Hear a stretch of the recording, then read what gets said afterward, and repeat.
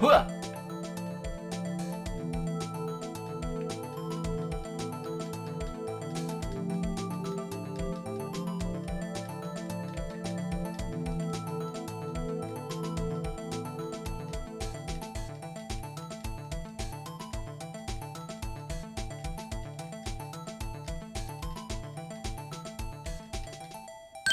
Ha!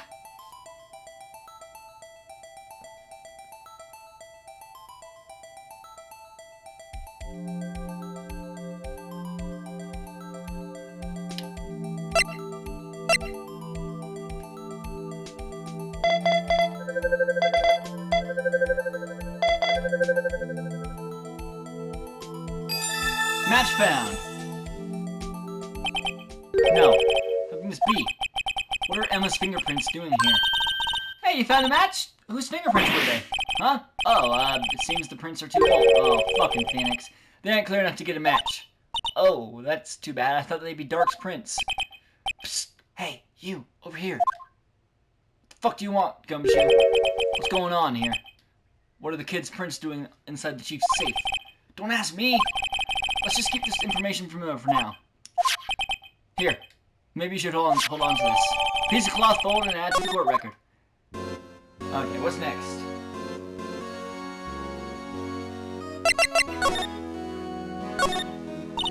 Wow, look at the size of Chief Gant's desk. Ah, thinking that when we were here earlier. Oh, it's you two. Chief Gant. Look at that paper he was reading in his desk.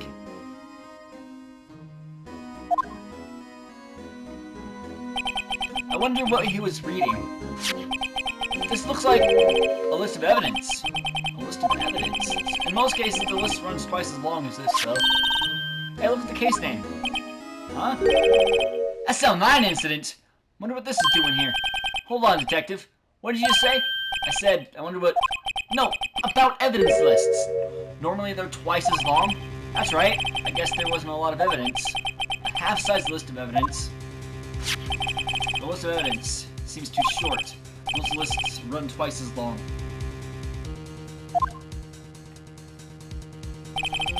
What would the other half of the list be doing here? I knew it! The chief must be hiding something about that case. It would appear so. Evidence list added to the court record. Well, was I any help? Oh, very much so. Of course. Thanks to your ID card, we were able to get some hard evidence. Now, that's not very kind, is it? In other words, if it wasn't for his ID card, he would have been useless. Isn't that right, you in the coat? Chief Gant! We didn't think you'd be back so soon. Fortunately, I'm a man who believes in signs. As I was walking to my meeting, I happened to look out a window and saw a stray dog run right into a pole. Just then, I thought of a certain detective. Poor Gumshoe. Do you mean me, sir?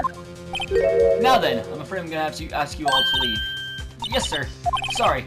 Oh, you in the coat. Yes, sir? Drop off your IT on the way out.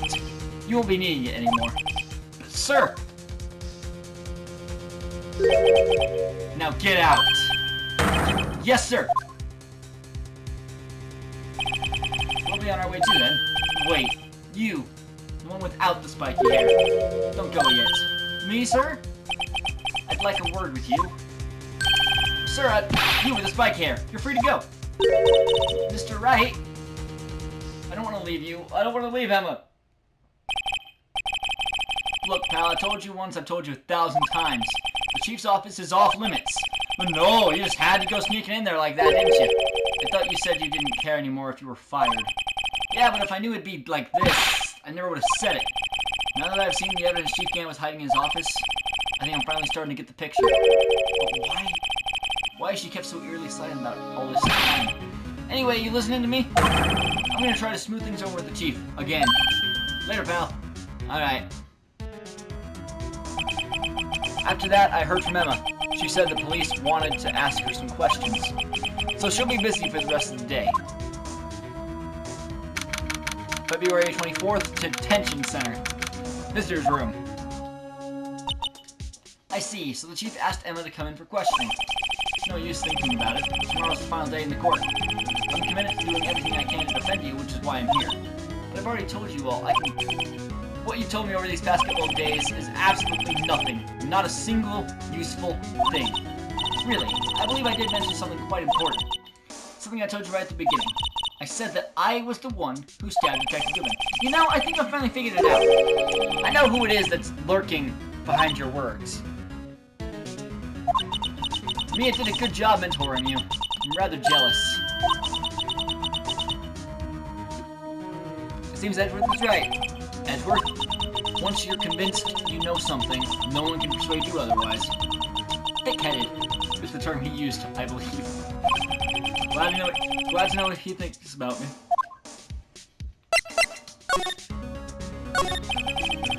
I have to admit, I was more than a little perplexed at first. You insisted you did it. You did it, yet there was no incriminating evidence. That's when it hit me. It's not that you're unwilling to tell the truth. It's that you're incapable of doing so because of a certain individual. What an intriguing notion. A certain individual, you say. So you think I'm protecting this person? Oh yes. Protecting? No, I think afraid of is more like it. If I'm not mistaken, the person in question may have persuaded you to silence.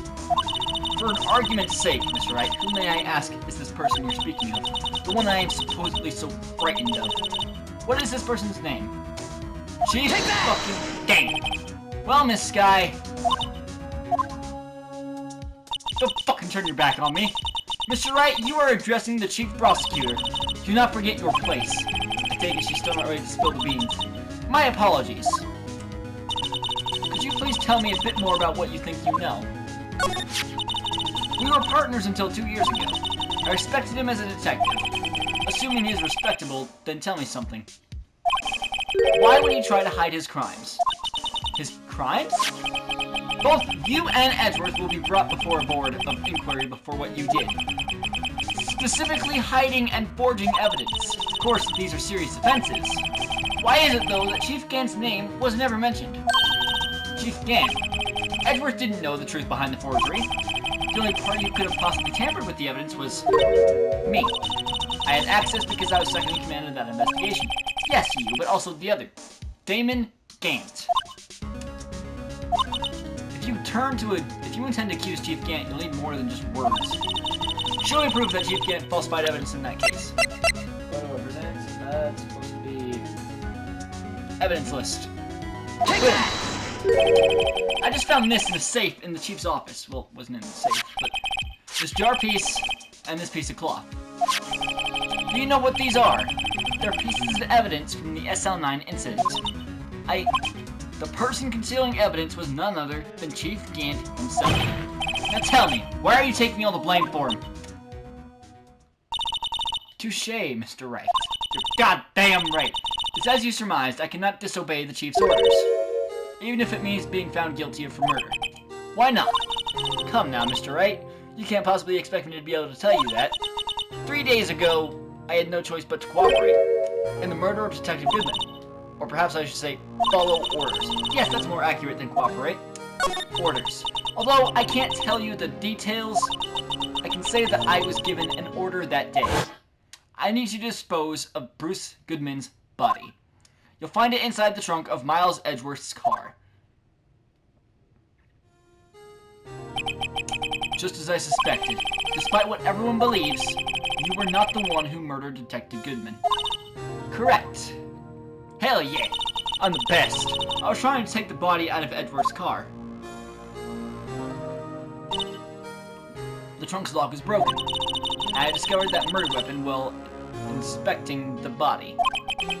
The murder weapon? You mean Edgeworth's knife? No. When I found the body, this was the knife stuck in it. The knife from the SL9 incident. Serial killer Joe Dark's knife. I couldn't just leave that knife in him. So I took it out and stabbed him with another knife. That would be Edgeworth's knife. That's right. Even though he was already dead, my hands were shaking at the thought of stabbing him. That's why I ended up cutting my hand. And that is the reason for the bandage on your right hand. Yes, it seems that I got blood on the victim's shoes as well. And then, she saw me just as I plunged the knife in. Miss Starr, huh?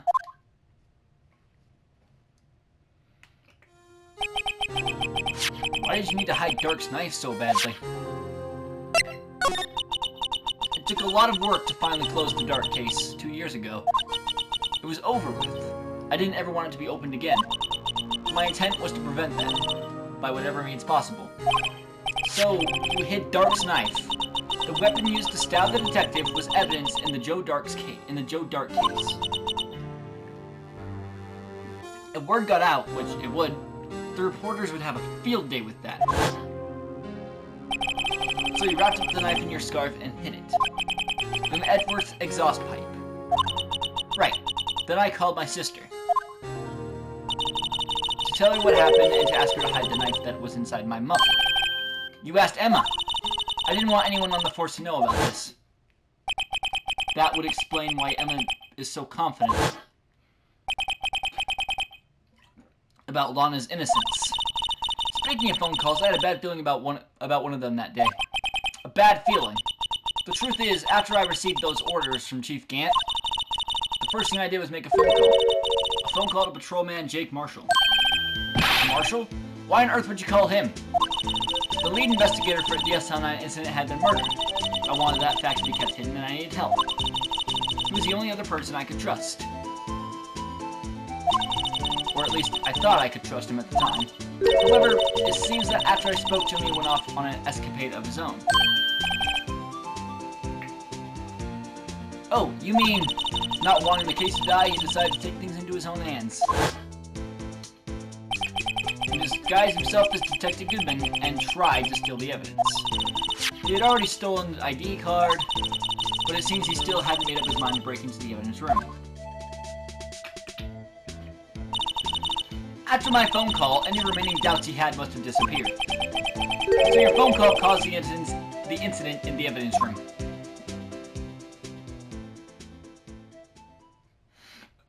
Excuse me.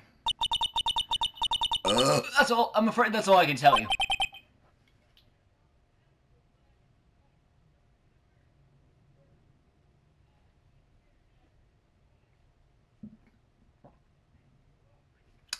But Lana, you've earned my respect, Mr. Wright, both as a defense attorney and an investigator. I could be a fucking detective. Now please, don't pursue this any further in court tomorrow. Oh, I have to. Tomorrow's trial. There's only one way to drive off Lana's demons. I've got to get to the bottom of everything. Detective Goodman, real murder.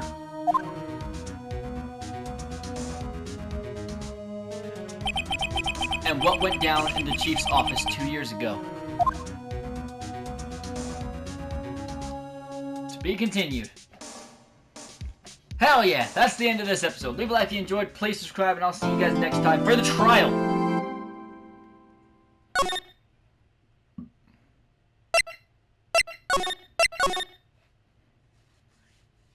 Until next time, my name is Lucky Mayo, and I will see you guys next time. Until next time, peace.